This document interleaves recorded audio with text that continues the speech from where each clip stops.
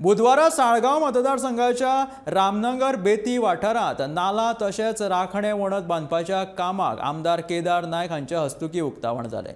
ह्या वेळार तांचे वांगडा आदलो सरपंच आनी आताचो पंचवांगडी सुभाष पेडणेकार आनी हेर मानेस्त हाजीर आशिल्ले। पावसाच्या दिसांनी त्या वाठारांतली धडा कोसळून येरादारीक आडखळ निर्माण जाता, तशें परतून जावचें न्हू म्हणून ही वणत बांदपाक सुरवात केल्या आनी ती पावसा पयलीं बांदून पुराय जातली अशें साळगांवचो आमदार केदार नायकान सांगलां।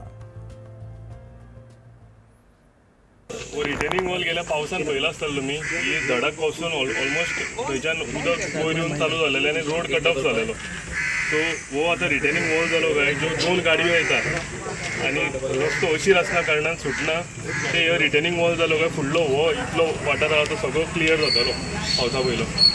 तो सामूहीक आसा लायटीचो बेंड जायत आसलो तो कॉन्क्रिटान घालून तोय जाग्यार घालून दिता। सो आनी एक प्रॉब्लम तो सॉल्व जालो, हो सॉल्व जालो।